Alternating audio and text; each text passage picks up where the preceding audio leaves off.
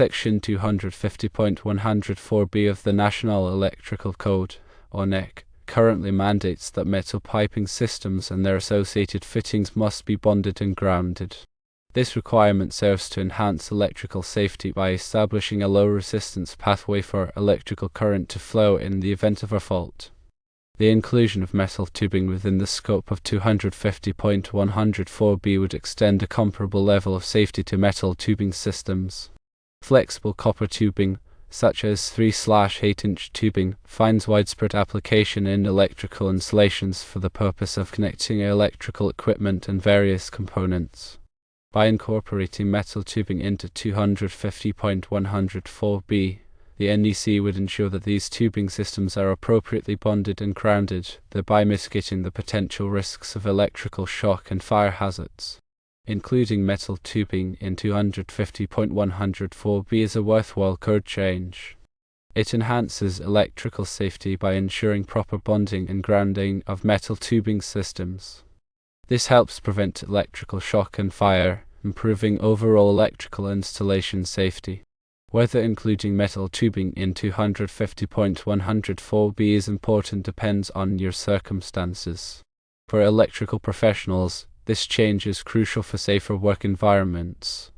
For homeowners or renters, while less direct, it enhances safety in residential units. Including metal tubing in NEC Section 250.104b is a valuable code enhancement that promotes improved electrical safety. It merits consideration by the NEC code-making panel. Bonding and grounding are fundamental concepts in electrical safety, and understanding their application to metal tubing is crucial for compliance with the NEC. Bonding refers to the practice of connecting metallic parts of an electrical system to create an electrically conductive path. This path ensures that all bonded parts are at approximately the same electrical potential. Grounding, on the other hand, involves connecting the electrical system to the earth, providing a path for fault current to flow back to the source. This path facilitates the operation of overcurrent protection devices, such as circuit breakers and fuses, which de-energize the circuit in the event of a fault.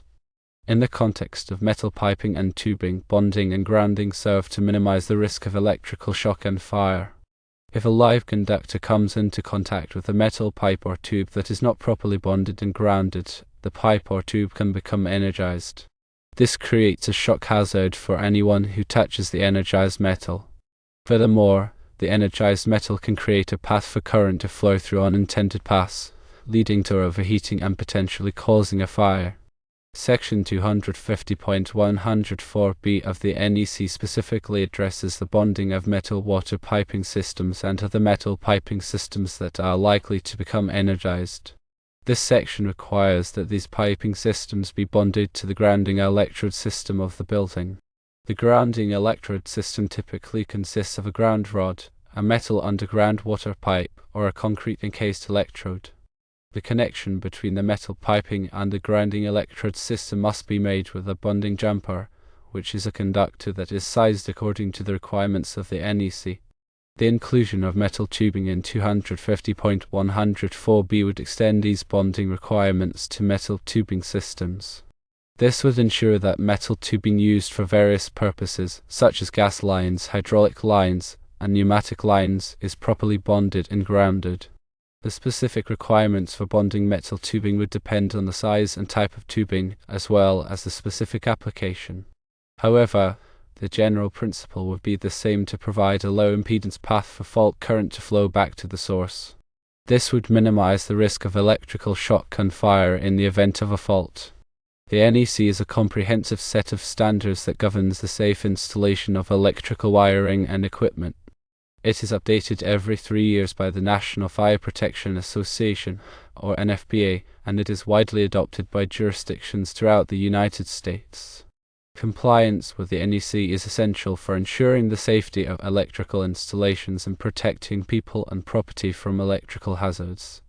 The NEC contains numerous requirements related to bonding and grounding, and it is important for electrical professionals to be familiar with these requirements. In addition to 250.104b, other relevant sections of the NEC include 250.4, which covers general requirements for grounding and bonding, 250.8, which covers methods of grounding and bonding, 250.50, which covers grounding electrode systems, and 250.102, which covers sizing of bonding jumpers. Understanding these sections is crucial for ensuring that electrical systems are properly bonded and grounded in accordance with the NEC. The NEC also provides specific requirements for bonding and grounding different types of equipment and systems.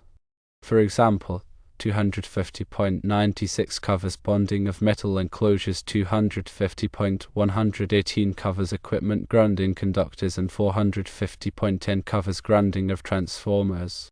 These specific requirements are designed to address the unique hazards associated with different types of electrical equipment and systems. In addition to the NEC, other standards and regulations may also apply to the installation of metal piping and tubing. For example, local building codes may have specific requirements for the materials and methods used for piping and tubing installations. It is important to consult with local authorities and to comply with all applicable codes and regulations. The inclusion of metal tubing in 250.104b of the NEC would be a positive step towards enhancing electrical safety. It would ensure that metal tubing systems are properly bonded and grounded, reducing the risk of electrical shock and fire. This change would be particularly beneficial in applications where metal tubing is used to connect electrical equipment and components. The NEC code-making panel should carefully consider this proposal and make a decision that is in the best interest of public safety. Here are some additional points to consider regarding the inclusion of metal tubing in 250.104b of the NEC. Firstly, the scope of the term metal tubing should be clearly defined. The NEC should specify the types of metal tubing that would be covered by this requirement. Secondly, the bonding methods for metal tubing should be clearly outlined. The NEC should provide guidance on how to properly bond metal tubing systems, taking into account the size and type of tubing. Thirdly, the NEC should address the potential for galvanic corrosion. When dissimilar metals are connected in a wet environment, galvanic corrosion can occur. The NEC should provide guidance on how to prevent galvanic corrosion when bonding metal tubing. Fourthly, the NEC should consider the impact of this change on existing installations. The NEC should provide guidance on how to retrofit existing installations to comply with the new requirements. And fifthly, the NEC should provide educational materials to help electrical professionals understand the new requirements. This would ensure that electrical professionals are able to properly bond and ground metal tubing systems in accordance with the NEC. By addressing these points, the NEC code-making panel can ensure that the inclusion of metal tubing in 250.104b is implemented effectively and safely. This would improve electrical safety for everyone and protect people and property from electrical hazards. Bonding and grounding are essential for electrical safety, and the NEC plays a crucial role in ensuring that electrical systems are properly installed and maintained. The inclusion of metal tubing in 250.104b would be a valuable addition to the NEC, and it would help to make electrical installations safer for everyone. It's crucial to differentiate between metal piping and metal tubing, as their applications and mechanical properties differ. Metal piping typically refers to rigid conduits used for transporting fluids or gases under pressure. Materials like steel, copper, or cast iron are common. Metal tubing, however, encompasses a broader range of materials and flexibility levels. Examples include copper tubing for refrigerant lines or flexible metal conduit, or FMC, for electrical wiring. The NEC already addresses the bonding and grounding of metal conduits, including FMC. The question is whether to extend similar requirements specifically to other types of metal tubing not currently covered. Consider the context in which the 3/8-inch flexible copper tubing is used. Is it part of a refrigerant line and in heating, ventilation, and air conditioning or HVAC system? Or is it being used for some other purpose?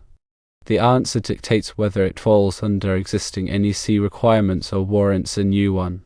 From a safety perspective, any metal part that could potentially become energized should be bonded and grounded. The degree of bonding and grounding required depends on the voltage levels and potential fault currents involved.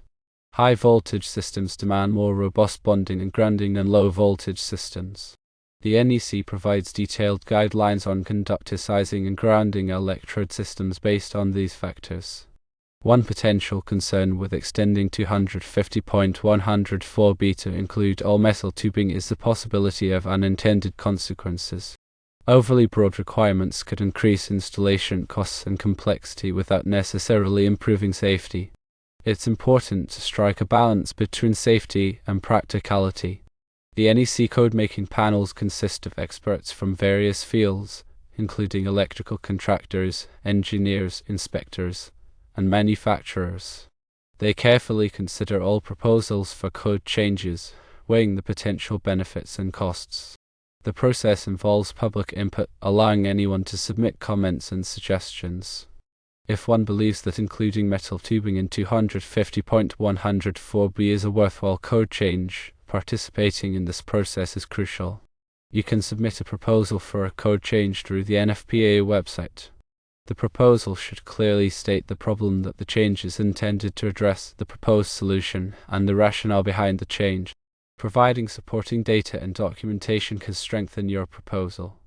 The code-making panel will review all proposals and make a decision based on the available information. Their decision is then subject to further review and approval by the NFPA Standards Council. The NEC is a living document that evolves over time to reflect changes in technology and best practices. It's a collaborative effort that involves the participation of many stakeholders. By engaging in the code development process, you can help to ensure that the NEC remains a relevant and effective tool for promoting electrical safety. Consider the existing requirements in the NEC that already address the bonding and grounding of metal parts. For example, 250.96 requires the bonding of metal enclosures for electrical equipment. This section applies to a wide range of equipment, including junction boxes, cabinets, and enclosures for motors and other devices.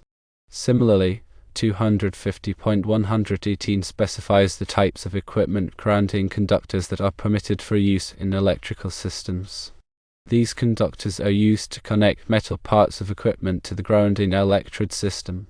The question is whether these existing requirements are sufficient to address the potential hazards associated with metal tubing, or whether additional requirements are needed. To answer this question, it's important to consider the specific applications in which metal tubing is used. For example, if metal tubing is used to enclose electrical conductors, it may be subject to the requirements for metal conduit. On the other hand, if metal tubing is used for non-electrical purposes, such as for transporting fluids or gases, it may not be subject to these requirements. In the latter case, it may be necessary to add new requirements to the NEC to ensure that the metal tubing is properly bonded and grounded. Another factor to consider is the potential for corrosion. When dissimilar metals are connected in a wet environment, galvanic corrosion can occur. This can lead to the deterioration of the metal tubing and the loss of electrical continuity. To prevent galvanic corrosion, it may be necessary to use special bonding techniques or materials. The NEC provides guidance on how to prevent galvanic corrosion in 250.70. When proposing a code change, it's important to provide clear and concise language. The proposed change should be easy to understand and implement. It should also be consistent with the existing requirements of the NEC. Vague or ambiguous language can lead to confusion and misinterpretation. It's also important to consider the enforceability of the proposed change. The change should be practical and feasible to enforce by electrical inspectors. Overly complex or burdensome requirements may be difficult to enforce effectively. Consider the costs and benefits of the proposed change. Will the change significantly improve electrical safety? Or will it impose significant costs on electrical contractors and consumers without providing a commensurate benefit? It's important to weigh the potential benefits against the potential costs.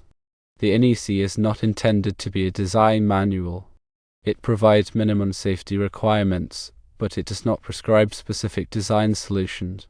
Electrical engineers and designers are responsible for developing designs that meet the requirements of the NEC and other applicable codes and standards. The NEC is a valuable tool for ensuring electrical safety, but it's not a substitute for sound engineering judgment. The NEC is constantly evolving to reflect changes in technology and best practices. By staying informed about the latest updates and changes to the NEC, electrical professionals can help to ensure that their work is safe and compliant. Continuous learning and professional development are essential for all electrical professionals. The NEC is available for purchase from the NFPA website. It's also available in electronic format. Many jurisdictions offer training courses on the NEC. These courses can help electrical professionals to understand the requirements of the NEC and how to apply them in practice. It's important to choose a training course that is taught by qualified instructors and that covers the latest edition of the NEC. Participating in industry events and conferences is another way to stay informed about the NEC and other important topics in the electrical industry. These events provide opportunities to network with other professionals and to learn about new products and technologies. The electrical industry is constantly evolving, and it's important for electrical professionals to stay up to date on the latest trends and developments. This includes changes to the NEC, new technologies, and emerging safety concerns. By staying informed, electrical professionals can provide their clients with the best possible service and ensure the safety of their work. The NEC is a complex and comprehensive document, but it's essential for ensuring electrical safety. By understanding the requirements of the NEC and applying them in practice, electrical professionals can help to protect people and property from electrical hazards. The NEC is a living document that is constantly being updated and revised. It's important for electrical professionals to stay informed about the latest changes and to apply them in their work. The NEC is a valuable resource for electrical professionals, and it's essential for ensuring electrical safety. By using the NEC correctly and consistently, electrical professionals can help to protect people and property from electrical hazards. It is about risk mitigation, ensuring that potential hazards are addressed proactively.